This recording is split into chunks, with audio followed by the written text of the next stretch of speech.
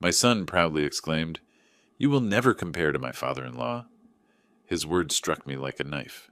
The perfect father-in-law versus a simple father who had silently supported the family for years. I stood up and replied, "Will he pay your bills? Because I'm not sending you any more money." My son's wife was shocked. "What money? We haven't received a cent from you." What I found out next shocked me. Before we continue, please subscribe to the channel and write in the comments what time it is where you are now. The fork trembled in my hand as Daniel's laughter filled the dining room. Rain drummed against the windows, but the storm outside felt gentle compared to what was brewing at my own table. "Edward always knows exactly what to do," Cora said, cutting her chicken with precise movements. "When that shipping delay happened last month, he had it solved in 2 phone calls." I watched my son nod eagerly, his eyes bright with admiration for his father-in-law. The grandfather clock in the hallway ticked steadily, marking time I'd never get back. That's the difference between real business vision and... Daniel gestured vaguely around my dining room, taking in the wooden furniture I'd built with my own hands, the family photos watching from their frames. His meaning hung in the air like smoke. "And what?" The words came out sharper than I intended. Cora glanced between us, sensing the shift. "Arnold, the dinner is wonderful. Thank you for cooking." But Daniel was already warming to his theme. "Edward sees the big picture. He doesn't get stuck thinking small." He speared a piece of potato. "Like this logistics expansion he's planning. That's how you really help people." My jaw tightened. The green beans I'd carefully steamed suddenly tasted like ash. I'd spent 3 hours preparing this meal, hoping for one evening of family peace. "Your father works hard too," Cora said softly. But her tone carried the same unconscious dismissal I'd been hearing for months. "Sure, but construction..." Daniel shrugged. "Edward's building an empire. Real legacy stuff." The napkin crumpled in my grip. 37 years of building homes, creating something permanent, something that mattered. Apparently, that was nothing compared to moving boxes around warehouses. "Edward offered me the regional manager position," Daniel continued, his chest puffing with borrowed pride. "Says I have natural leadership potential." Natural leadership? I almost laughed. If only Edward knew where Daniel's potential had led him. "That's wonderful, honey," Cora beamed at her husband. "Your father always knows how to spot talent. Always knows, always sees, always solves." Edward Wilson, the perfect father-in-law who could do no wrong. I set down my fork carefully, afraid I might snap it in half. "He's even talking about grooming me for a partnership eventually," Daniel went on. "Says he needs someone he can trust completely." Trust completely? The irony burned in my throat. "It must be nice having someone who believes in you that much," I said quietly. Daniel missed the edge in my voice entirely. "That's just Edward. He's a natural mentor. Some people have it, some don't." The clock ticked louder. Rain pattered against glass. Somewhere in the house, the heating system hummed to life, trying to warm what had gone cold. "He's teaching me about strategic thinking," Daniel continued. "Long-term planning. Real business philosophy." "Real business," I repeated. "You know what I mean, Dad. Edward operates on a different level. He thinks bigger." Cora nodded enthusiastically. "Remember when he restructured that whole Northwest Division? Brilliant! Brilliant Edward. Perfect Edward. Edward who could solve anything, see everything, build empires, while I apparently played with blocks. Some people just have that executive mindset," Daniel said, leaning back in his chair like he was already practicing for the boardroom. "The ability to make tough decisions. To really lead." "Unlike others," I said. "Well..." Daniel shrugged, his meaning clear. The silence stretched tight as a wire. Even Cora seemed to sense she'd wandered into dangerous territory. But Daniel, flushed with his father-in-law's praise and his own imagined importance, couldn't leave it alone. "Face it, Dad," he said, his voice growing louder, more confident. "You'll never measure up to my father-in-law." The words hit like a physical blow. I stood slowly, my chair scraping against the hardwood floor I'd installed myself. Every muscle in my body went rigid. Daniel sat there, triumphant and oblivious, while Cora's face went pale with shock. The rain kept falling. The clock kept ticking. And something inside me went very, very cold. I stood there, gripping the back of my chair as Daniel's words echoed in my mind. "You'll never measure up." the phrase triggered something deeper, pulling me into memories I'd tried to keep buried. 2 years ago, Daniel sitting across from my desk in the home office, his hands clasped tightly, eyes avoiding mine. Dad, we just need to get through this month. His voice had been smaller then, embarrassed. There was this unexpected expense with the apartment, and my paycheck got delayed. I'd written the check for $2,000 without hesitation. My son needed help. That's what fathers did. This is temporary, he'd promised, folding the check carefully, just until I get back on my feet. 3 months later, he was back. This time it was car repairs and utilities. $3,000. His stories were getting more elaborate, his explanations more desperate. Cora doesn't know how tight things are, he'd whispered that time. I don't want to worry her. You understand, right? Man to man? I understood. I understood that my son was struggling and too proud to let his wife see it. So I opened my checkbook again. By the fourth visit, it had become routine. Daniel would call first, testing the waters. Hey, Dad, could we talk sometime this week? Then he'd show up with another crisis, another emergency that only money could solve. I started keeping better records, not because I didn't trust him, but because the amounts were getting larger. $2,500 one month, $3,200 the next. I wanted to track it all, maybe help him see the pattern, figure out where the money was actually going. The online banking made it easier. No more checks, no more paper trail he might accidentally leave where Cora could find it. Just quiet transfers from my business account to his personal account, every month, like clockwork. Edward's helping with career stuff, Daniel had explained during one of our last conversations. But we need cash flow help until the new position kicks in. Edward was helping with career stuff. I was helping with everything else. $75,000 over 3 years. I knew the exact number because I'd calculated it just last week, sitting in that same office, staring at the bank statements spread across my desk. $75,000 of my sweat, my labor, my careful savings. Money I'd earned hauling lumber and mixing concrete and working 14-hour days to build something lasting. All of it disappeared into whatever black hole Daniel called his temporary setbacks. The last transfer had been just 3 weeks ago, $2,800 because his rent had gone up and there was some issue with his health insurance. Another emergency. Another promise that this was the last time. I really appreciate this, Dad, he'd said over the phone. I know you don't have to do this. Family helps family, right? Family helps family. I blinked, returning to the present moment. Daniel was still sitting there, still glowing with his father-in-law's approval, still completely unaware that his perfect world was about to come crashing down. Cora was staring at me with concern. Arnold, are you all right? The rain outside seemed louder now, more insistent. The warm light from the dining room chandelier felt harsh against my eyes. Everything looked different, sharper, like I was seeing it all for the first time. 25 payments, $75,000. 3 years of being the silent bank while Edward got all the credit for being the generous mentor. My grip tightened on the chair back. All those months of careful planning, of budgeting my own expenses so I could help my son. All those times I'd chosen not to buy something I wanted, because Daniel needed help more than I needed comfort. And this was my thanks. This dismissal, this casual cruelty. I looked at Daniel's face, still flushed with borrowed pride, and felt something fundamental shift inside me. The hurt was still there, but underneath it was something harder, colder. You'll never measure up. We'd see about that. I straightened slowly, letting the weight of 3 years settle into my bones. The rain hammered against the windows now, demanding attention. Daniel sat there, satisfied with his little speech, while Cora watched me with growing concern. You think Edward will take care of you? My voice came out steady, controlled, deadly quiet. Daniel blinked, some of his smugness faltering. What's that supposed to mean?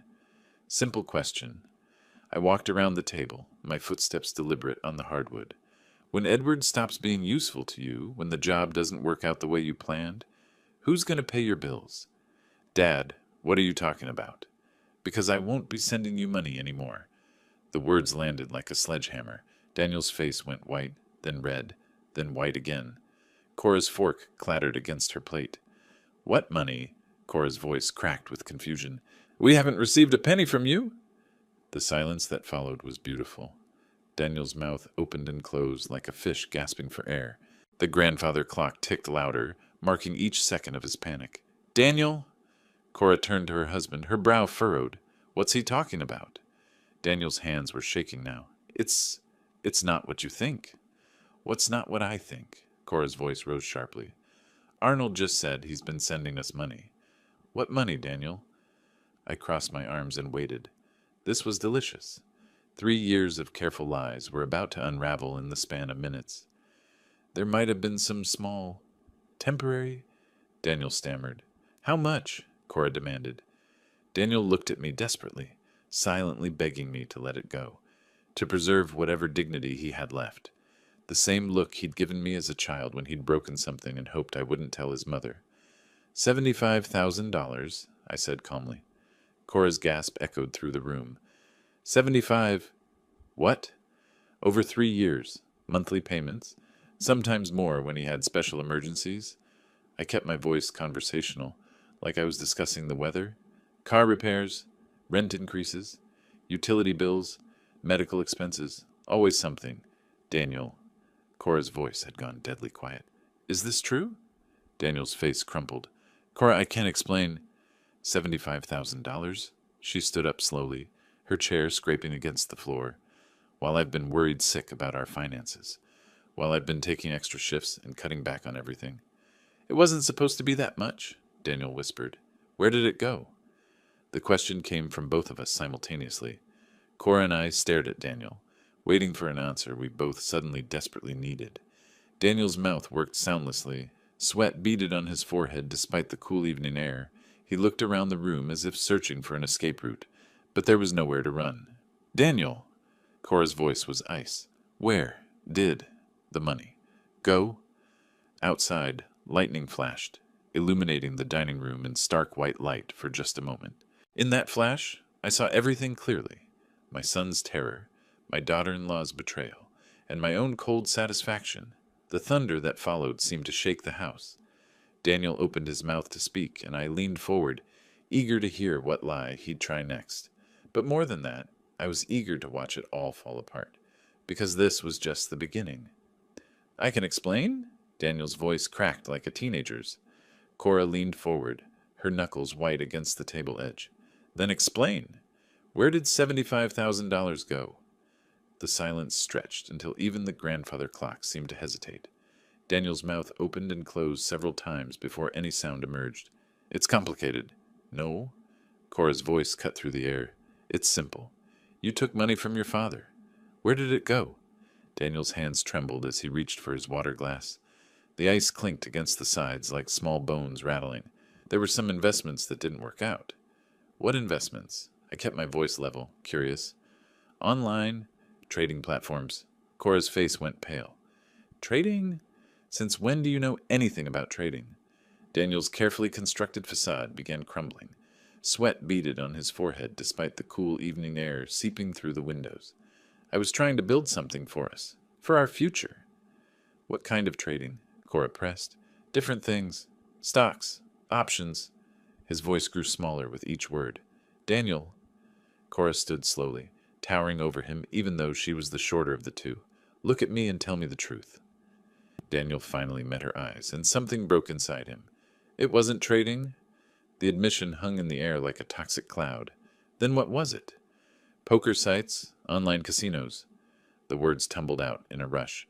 I thought I could win it back quickly. Double it, maybe triple it. Give you everything you deserved. Cora stepped back as if he'd struck her. Gambling? You've been gambling with our future? It wasn't supposed to be gambling. I had a system. $75,000. Cora's voice rose to near hysteria. How long has this been going on?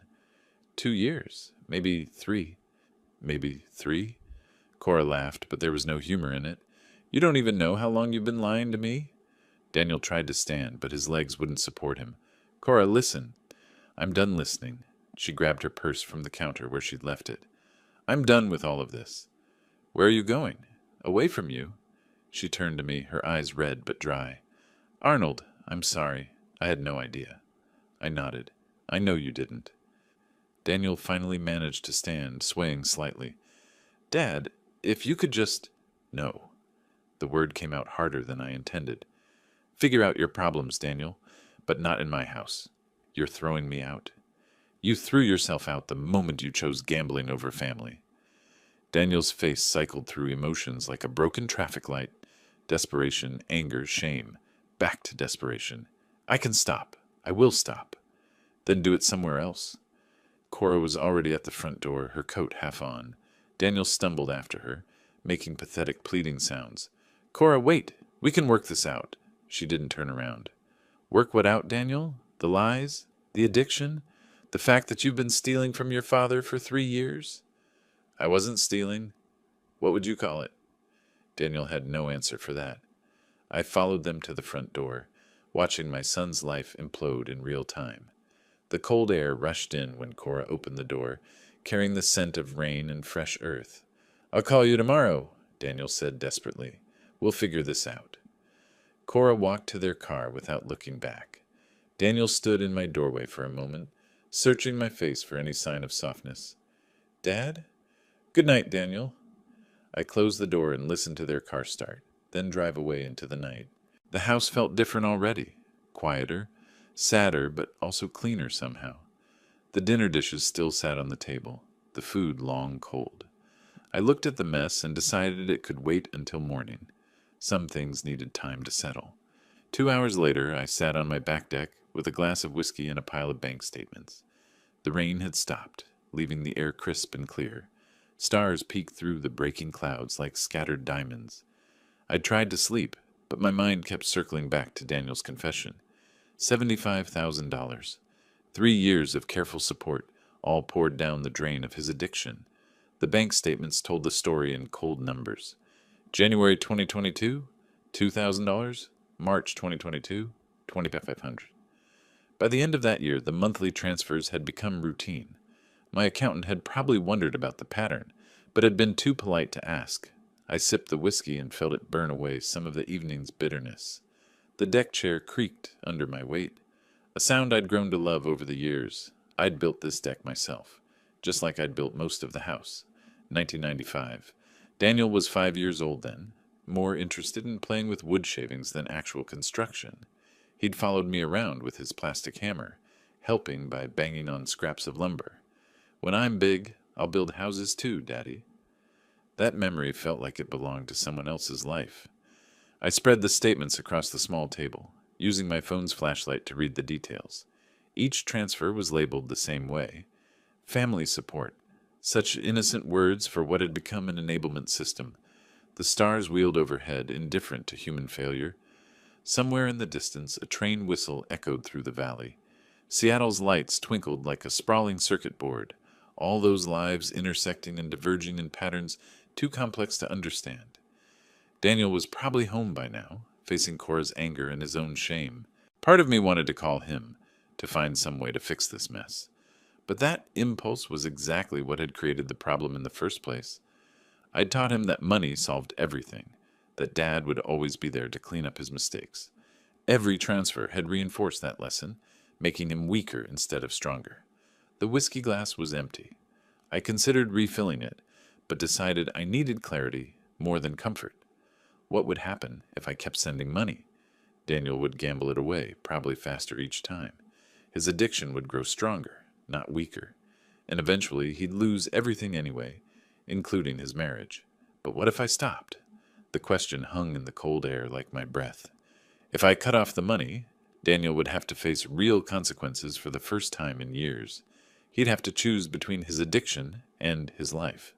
That choice might save him, or it might destroy him. I pulled out my phone and scrolled to Daniel's contact.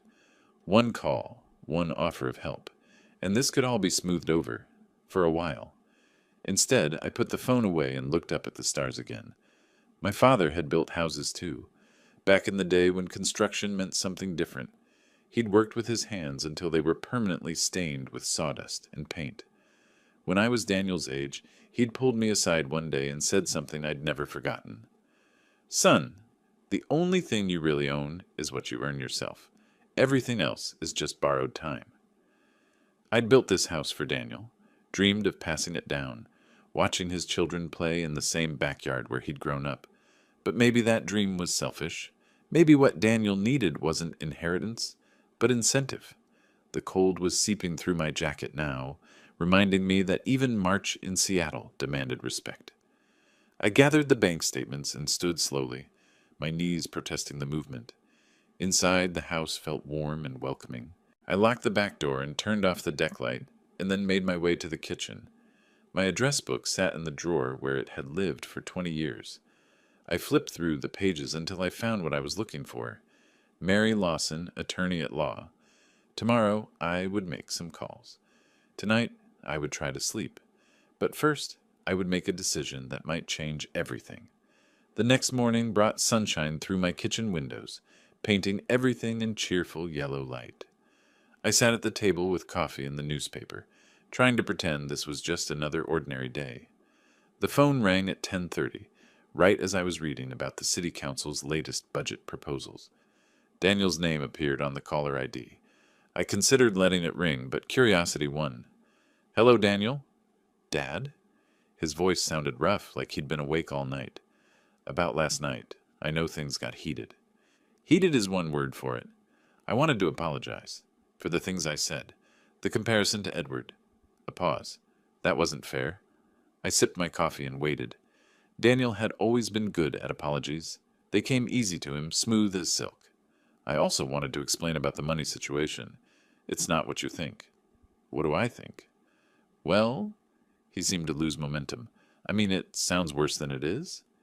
$75,000 in gambling losses. How does that sound better? It's not all gone. His voice picked up speed, desperate now. Some of it I can get back. There are these techniques, strategies. Daniel. No, listen. I've been studying the systems, the odds. If I could just get a stake together, maybe 5,000 to start. No. The word hit him like a physical blow. I could hear his breathing change on the other end of the line. Dad, please, I can make this right. The only way to make this right is to stop gambling. I've stopped. Last night was a wake-up call, but I need to get back what I lost for Cora's sake. I closed my eyes. The same circular logic that had trapped him for 3 years. Where's Cora now? At work. She's pretty upset. I imagine she is. That's why I need to fix this quickly, before she does something drastic. Something in his tone made me sit up straighter. What kind of something? She mentioned lawyers, divorce lawyers. The word hung between us like a blade. Maybe that's not the worst idea. Dad, his voice cracked.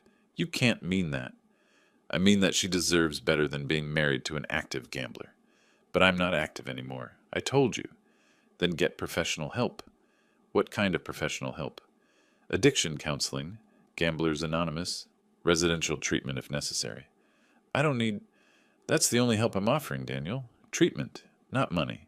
The silence stretched long enough that I wondered if he'd hung up. Edward won't help either, he said finally. You asked Edward for money?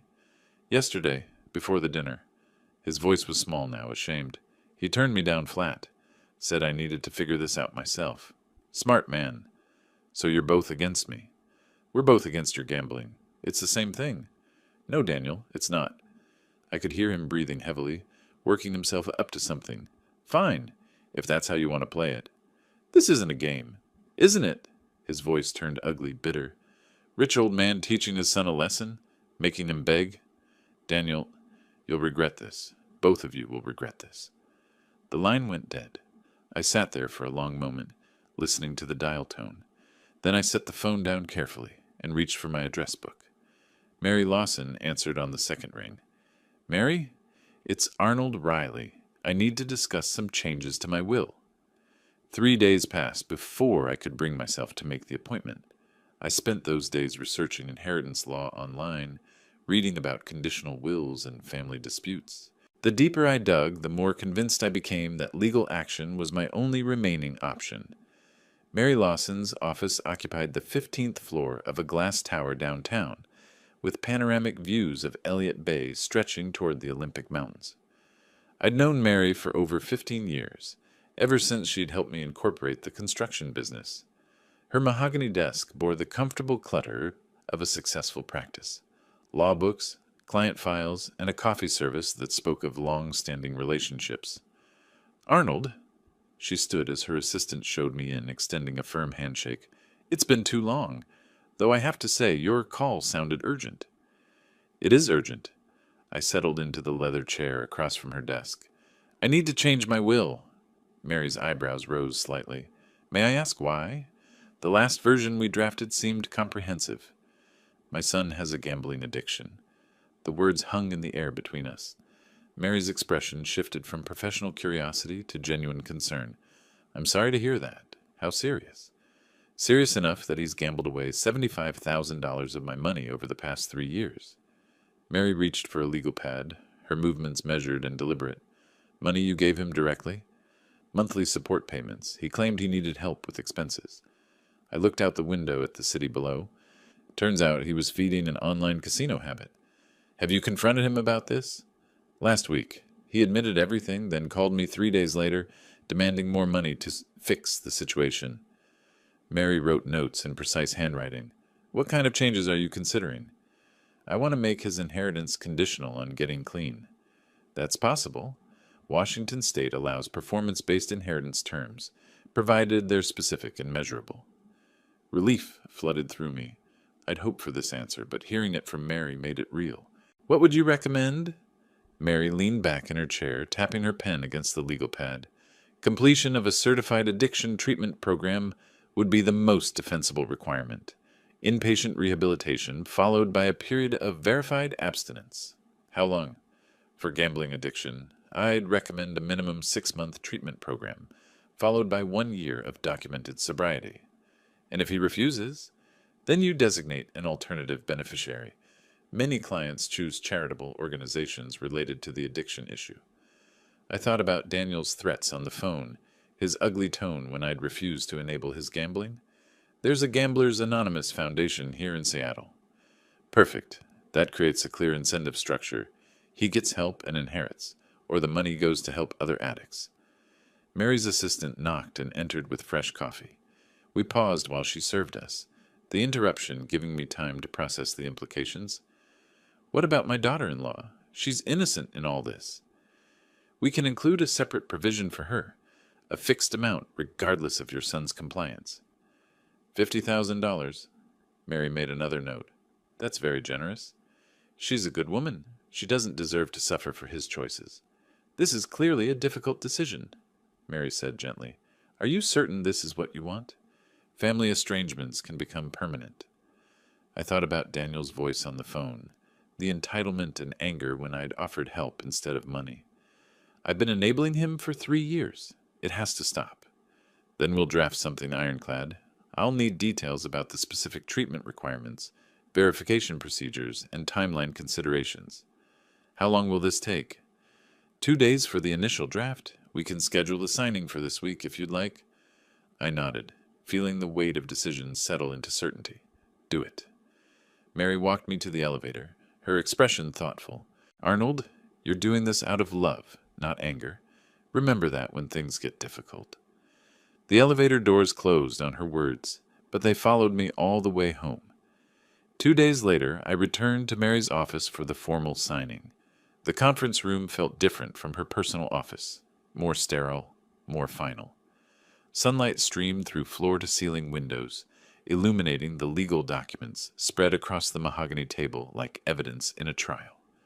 Mary had assembled everything with her usual precision. Linda Chen, the notary public, sat quietly at one end of the table with her official stamp and record book. 2 witnesses, Mary's assistant and a building security officer, waited nearby. "Before we begin," Mary said, "I want to review the key provisions one more time." She lifted the document, her voice taking on the formal cadence of legal reading. "The inheritance is contingent upon Daniel Riley's completion of a certified gambling addiction treatment program, minimum duration 6 months, followed by 1 year of verified abstinence from all forms of gambling." Yes, the words sounded harsh in the sterile room, but I felt only relief. "If these conditions are not met within 5 years of your death," Mary continued, "the estate will transfer to the Seattle Gamblers Anonymous Foundation." "And Cora's provision?" Cora Wilson Riley will receive $50,000 regardless of Daniel's compliance or non-compliance with the rehabilitation requirements. Linda looked up from her paperwork. Mr. Riley, do you understand the contents of this document? I do. Are you signing this of your own free will without coercion or undue influence? I am. The formality felt appropriate. This wasn't a casual family decision. It was a legal restructuring of my life's work. Mary handed me the pen. Any final questions? I stared at the signature line, thinking about the house I'd built with my own hands, the business I'd grown from nothing, all of it hanging now on Daniel's willingness to get help. What if he tries to contest this? The conditions are specific and legally sound. His addiction is documented through the money transfers you provided. Any contest would require him to admit his gambling problem, which actually strengthens your position. I signed my name with steady strokes. The pen felt heavier than it should have, weighted with 3 generations of family history. Linda applied her official seal with a satisfying thump. The witnesses signed in turn, their signatures making the whole thing real and irreversible. One copy for your records, Mary said, sliding a folder across the table. One for our files and one for the safe deposit box. I held the folder in my hands, feeling the weight of paper that could reshape Daniel's life. How will the verification work? The treatment center will provide completion certificates. For the sobriety period, we'll require monthly documentation from an approved counselor or testing facility. And if he never gets clean? Mary's expression softened slightly. Then you'll have the satisfaction of knowing your money went to help other families avoid what you've been through. The building's security officer left first, then Linda with her notary supplies. Mary's assistant cleared the conference table efficiently, leaving just the 2 of us in the bright room. Are you at peace with this decision? Mary asked. I looked out at the Seattle skyline, imagining Daniel somewhere in those buildings, probably unaware that his future had just changed forever. I'm at peace with trying to save him. And if he's too far gone, then I'm at peace with that too. Mary walked me to the elevator again, her hand briefly touching my shoulder. Good luck, Arnold, with everything. The elevator descended through 15 floors of other people's problems, other people's families, other people's attempts to control the future through legal documents. When I reached the parking garage, I sat in my truck for several minutes, holding the folder containing Daniel's new reality. Tomorrow I would call him. Tonight I would plan exactly what to say. The drive home through Seattle traffic gave me plenty of time to think. 3 days passed before I felt ready to make the call. I spent the time carefully planning my approach, shopping for ingredients, and preparing the house for what would likely be our final family dinner. The grocery store felt different that morning, like I was shopping for a last meal. I chose simple ingredients, a roasted chicken, fresh vegetables, good bread, nothing that would require complicated preparation or distract from the conversation ahead. At the checkout, Mrs. Patterson from the deli counter asked about Daniel. Haven't seen your boy lately. How's he doing? He's learning some important lessons, I said. She smiled and nodded, unaware she was probably the last person who would ask about Daniel with genuine affection. Back home, I moved through my kitchen with mechanical precision. The meal prep gave my hands something to do while my mind rehearsed the phone call ahead. By 2 o'clock, everything was ready, except the conversation that would change everything. I dialed Daniel's number before I could reconsider. Dad? His voice carried surprise and wariness in equal measure. Hello, Daniel. If this is about lecturing me again about gambling, it's not. I kept my tone neutral, almost friendly. I've been thinking about our conversation, about your money situation. Silence stretched across the line. I could almost hear him recalibrating, searching for the trap. What about it? Come to dinner tonight. We'll talk. Talk about what exactly?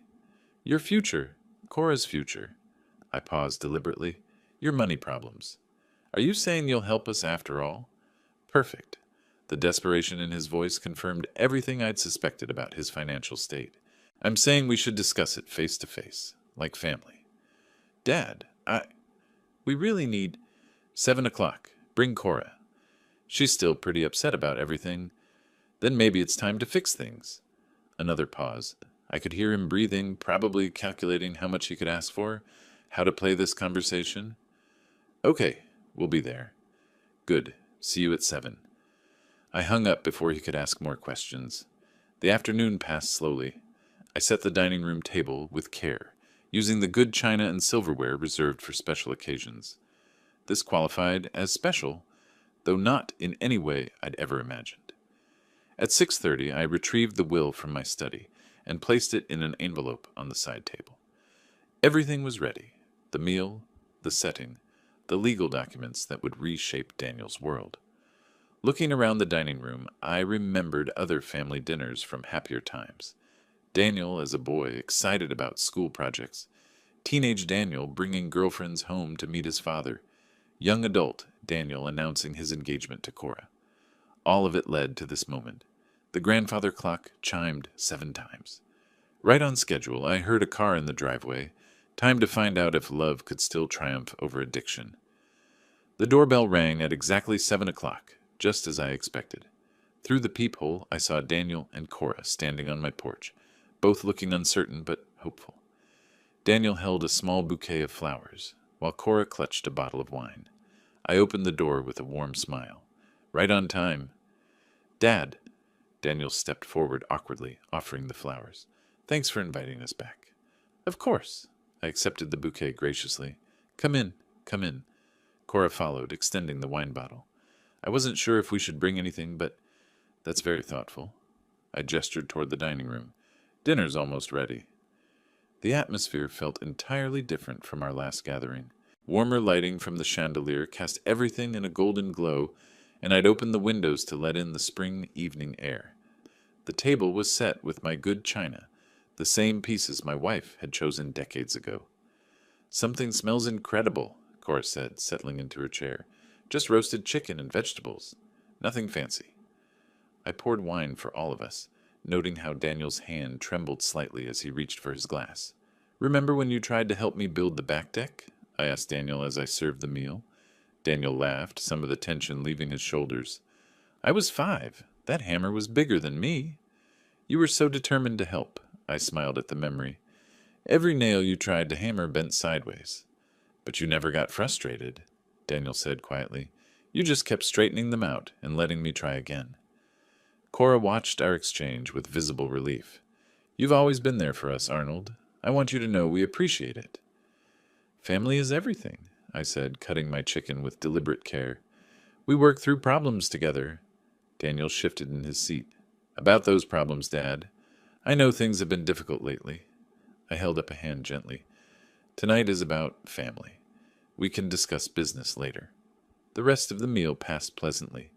I shared stories about building the house when Daniel was young, how he'd supervised from his sandbox while I laid the foundation. Cora talked about her work, carefully avoiding any mention of financial stress. Daniel seemed more relaxed than I'd seen him in months, occasionally reaching for Cora's hand. Remember the tool shed incident? I asked as we finished the main course. Daniel groaned. The one I helped you build that collapsed the next day? Your mother took pictures of you standing proudly next to that crooked disaster. I refilled our wine glasses. She said it was the most beautiful shed she'd ever seen. I felt so proud, Daniel admitted. Even after it fell down, you helped me understand what went wrong. You never made me feel stupid. Because you weren't stupid. You were learning. The grandfather clock chimed 8 times, its deep tones filling the comfortable silence that followed. I could see Daniel relaxing more with each passing minute, his confidence building as he interpreted my warmth as forgiveness. Why don't we move to the living room? I suggested, standing to clear the dishes. I'll bring coffee. Let me help, Cora offered, but I waved her away. You're guests tonight. Go make yourselves comfortable. As they headed toward the living room, I began clearing the table, stacking plates with methodical precision. Through the doorway, I could hear their quiet conversation. Daniel's voice animated as he told Cora about some childhood memory I'd triggered. I loaded the dishwasher efficiently, my movements automatic after years of practice. The kitchen felt peaceful, filled with the lingering aromas of dinner and the sound of family in the next room. When I joined them in the living room, Daniel and Cora were sitting close together on the sofa, her hand resting on his knee. They looked hopeful, united, ready to rebuild their relationship with me. Coffee will be ready in a few minutes, I said, settling into my chair across from them. Dad, Daniel began, leaning forward slightly. I know you mentioned discussing our situation. I nodded thoughtfully. Yes, I've been giving it considerable thought. The anticipation in Daniel's eyes was unmistakable. He'd interpreted the evening's warmth as proof that I'd changed my mind about helping them financially. Actually, I said, standing again, let me get something from my study, something I think will interest you both. I returned from my study carrying a manila envelope, thick with legal documents. The weight of it felt substantial in my hands as I settled back into my chair, placing the envelope deliberately on the coffee table between us. Daniel's eyes fixed on it immediately. What's that? This, I said, my voice taking on a more serious tone, is the result of my thinking about our money discussion. Cora straightened, sensing the shift in atmosphere. The comfortable warmth of dinner was evaporating, replaced by something more formal, more final. Daniel, you mentioned wanting to discuss money. Let's do that.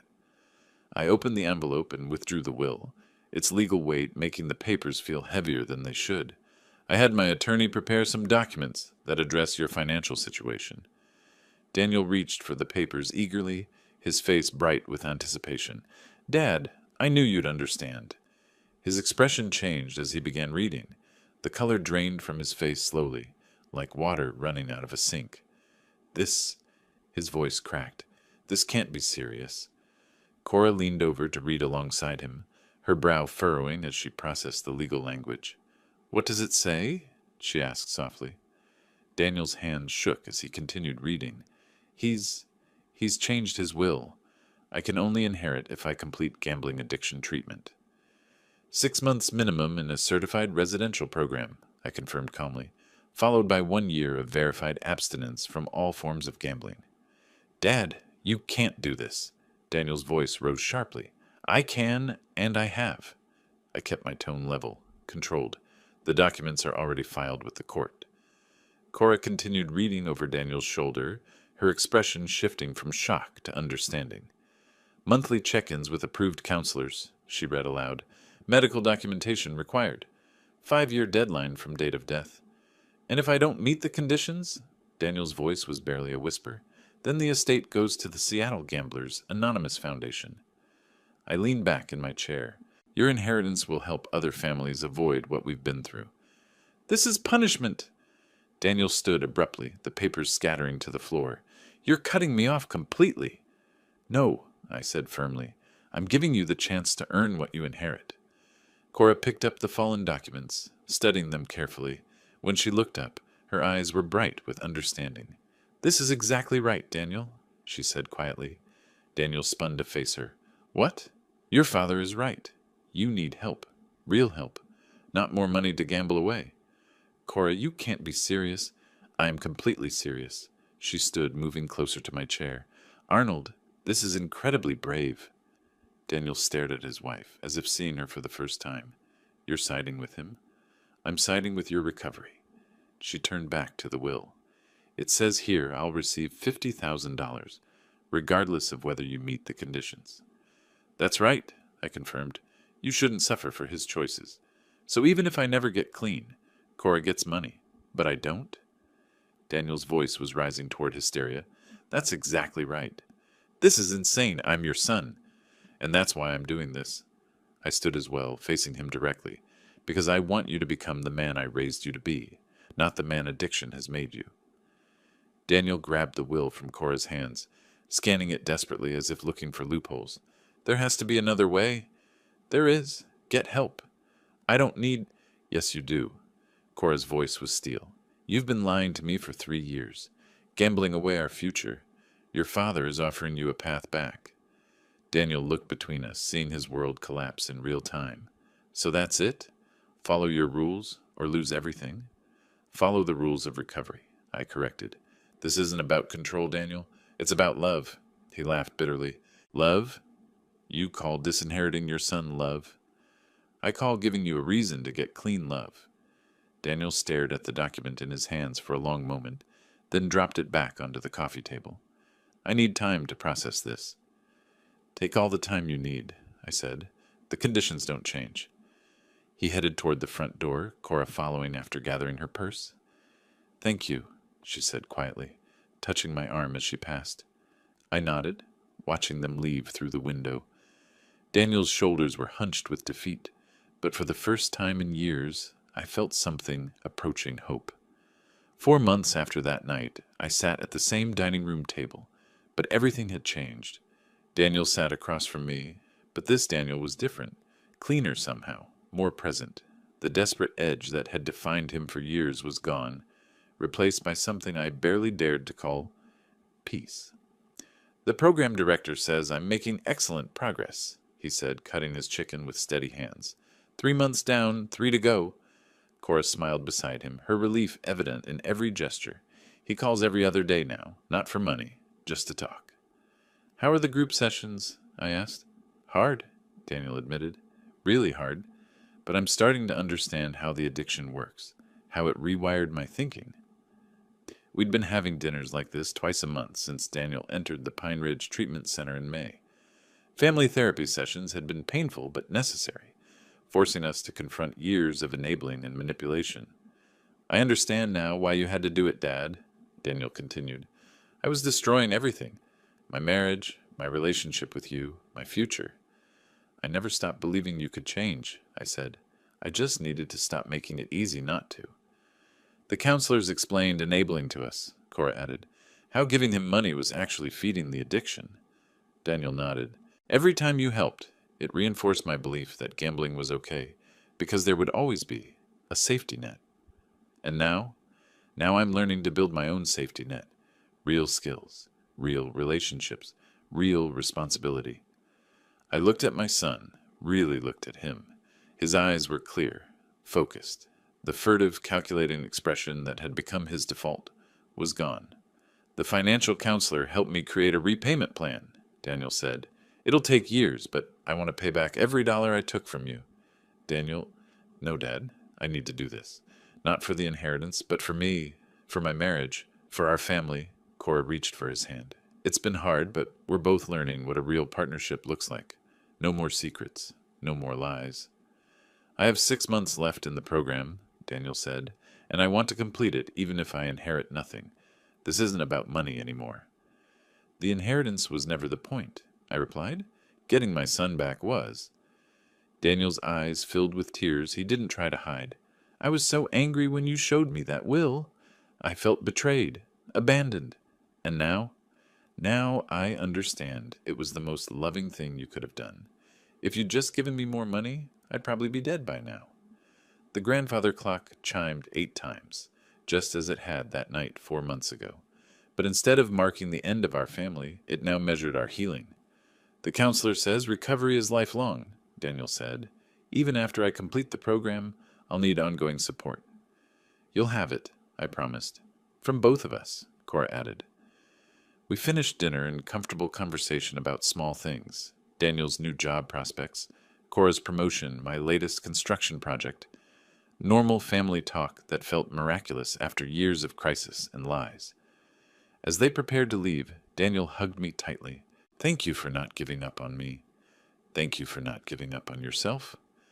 I watched through the window as they drove away, Cora's hand resting on Daniel's shoulder as he drove. They were rebuilding their marriage just as Daniel was rebuilding himself, slowly, carefully, with professional help and genuine commitment. The will still sat in my safe, its conditions unchanged, but I no longer thought of it as a weapon or a trap. It was simply what it had always been intended to be: a parent's love expressed through boundaries instead of enabling.